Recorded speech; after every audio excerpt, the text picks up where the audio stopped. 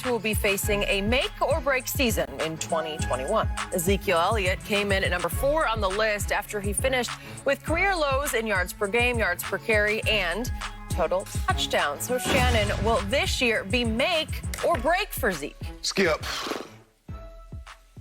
we don't normally see running backs after they lose it ever regain it, because a lot of that has to do with sometimes the line gets old.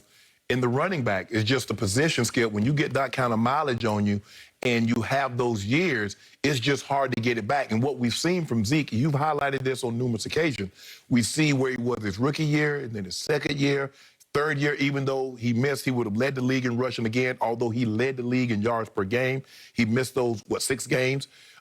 He had an okay, he bounced back. But then we still see it keep creeping towards down, not up.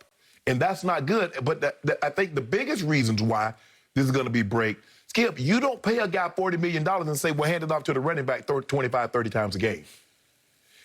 You're thinking about taking Jared's infatuated with Kyle Pitts. So if you got Kyle Pitts, you got Amari Cooper, you got CD Lamb and Michael Gallup, Skip, what the hell you think you're going to do with the football? You going to run it 25, 30 times, or you going to throw it 35, 40 times? 50 times. Okay, exactly. Yeah. So he's in a very precarious predicament. For the simple fact is his age, he's not the same back. I don't believe we're ever going to see that Zeke we saw his first 2 years. And when you combine that with where they're going offensively, you just gave a quarterback the most money in the history of the game to sign. The second most guaranteed money, Skip, $40 million a year. And you say, you know what? Hey, $40 million guy, we want you to turn around and hand the ball to Zeke, or we want you to turn around and hand the ball off 30 times a game. I don't see that happening, Skip. I don't see Zeke bouncing back, a part of it because of the mileage that's on his body, but also the use that they're going to be using. I don't think they use him like they once did. And so the combination of those two things, I don't see it happening. I'm going to remind you, Mr. Sharp, that going back 2 years ago, I kept saying, I don't see it anymore.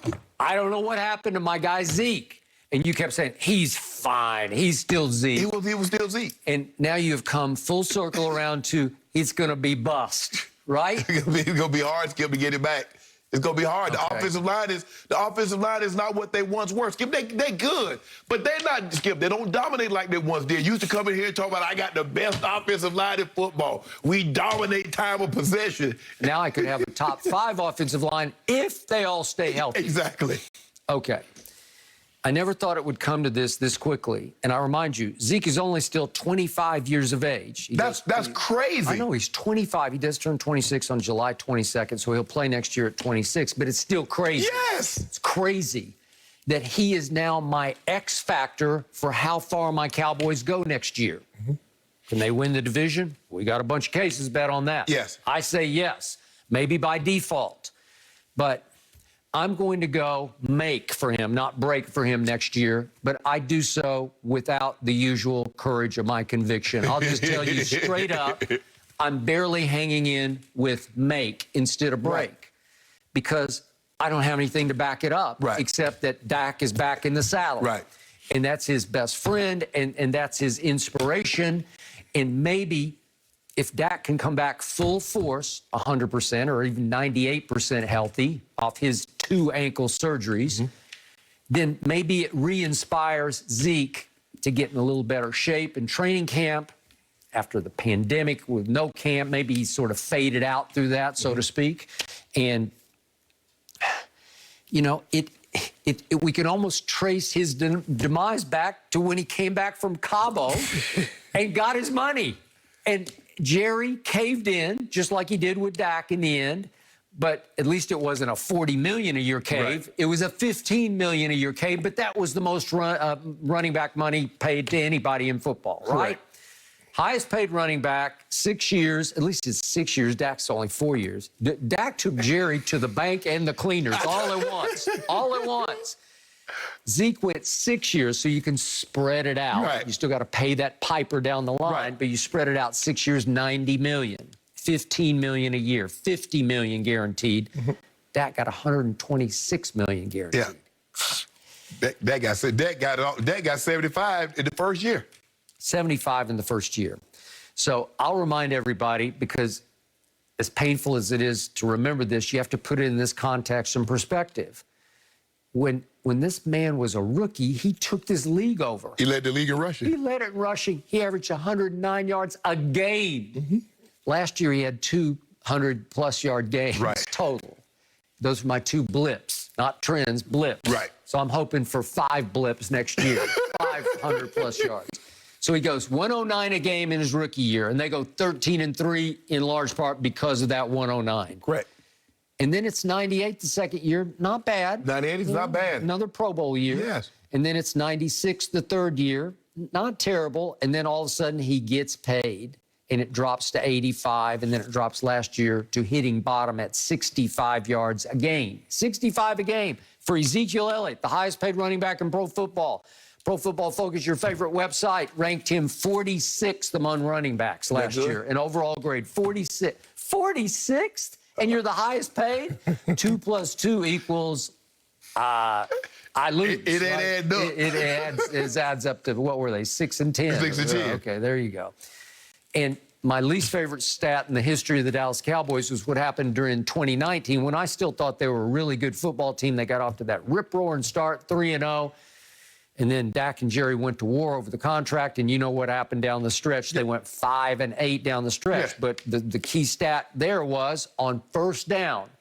He had Zeke had the second most carries on first down in the league, and his yards per carry on first down averaged 18th. Well, there's another 2 plus 2 equals 8 and 8. That's what it equaled. Right. Okay, so I lost the punch. I lost the ability to hand it to 21 and have things happen that nobody could produce in the league. But let me ask you this, Skip. How do you know if he's going to come back? If you have the receiver, Pro Football Focus says you have the best set of receivers in the NFL. They did. You just played a quarterback $40 million a year. So how will you know, considering what you're going to do? It's going to be hard for a running back. When you have Patrick Mahomes, you have Travis Kelce, you have Tyreek Hill, for a running back to get 1,400 yards in that offense, Skip, because they throw it. So how will we know if Zeke is what you think or what you hope he to be? Okay, I tell you this sheepishly, but yesterday I read a story that Zeke has posted on social media, photoshopping that he might go to number 15. Again, the league has not allowed numbers below 20 for running backs. They have to be 20 to 49. Right. Well, they're going to vote on a rule that would allow the running back numbers to go below 20. Right. At Ohio State, he wore 15. Right. And I'm going to remind everybody, down the stretch of that year, what year was that, 2014? Yeah. Yeah, 2014. Big Ten championship game against Wisconsin, 220 yards. Alabama in the national semifinal against St. Nick's defense, 230. And then against Oregon in the national championship game, 246. Maybe if he puts 15 back on, I'll get 150 out of it. I don't know, because that's all I'm clinging to right now is I need that guy. I need a little dose of that guy. But I don't know, Skip, is the NFL going to let all these guys just switch numbers like that? Because what are they going to do with the 21s? What everybody, oh, I want this single-digit number. I want this number. What the NFL going to say, hold on. We had all these numbers printed up with Beckham and this one on the back, Skip. What are we going to do with these jerseys? Well, it's a great way to sell more jerseys, right? Yeah, but, Skip, I don't want a jersey that the guy don't no longer represents. Well, yeah, I get it from your standpoint, yeah. You see with the NBA, Skip, they got a different jersey on every night. They got like 1,500 different they got a different uniform on every night. I get it, Skip. Some of the Lakers, like they come out in like Carolina blue, and I'm like, well, that doesn't work. What does that work? Them and the Miami Heat got more uniforms than anybody I've seen. But Skip, I'm saying though, so what are they going to do if, let's just say Derrick Henry says, I want to be number 2 like he was at Alabama. What are they going to do with them 22 Henrys? Well, I don't know. You don't think that cha-ching, like for the NFL? Because the NBA, Skip, they have, if your favorite player get traded, you can go take the jersey back. So do I get to take this 22 back if my favorite player changes his number? I don't know. So I cling to this. Last year at Minnesota, our game of the year is our best game overall that we played against a pretty good Vikings team. We won 31-28. CD made the catch of the year. Remember all that? Yes. In that game, Zeke went 21 times for 103 yards. Wow. He went over 100. Yeah. And then in that game against Philly late in the year that they won 37-17. Oh, yeah. Okay, it was Jalen Hurts. You know, yeah. I got it. He went 19 carries for 105 yards. He went over 100. Those are my only 200-plus games of the year. So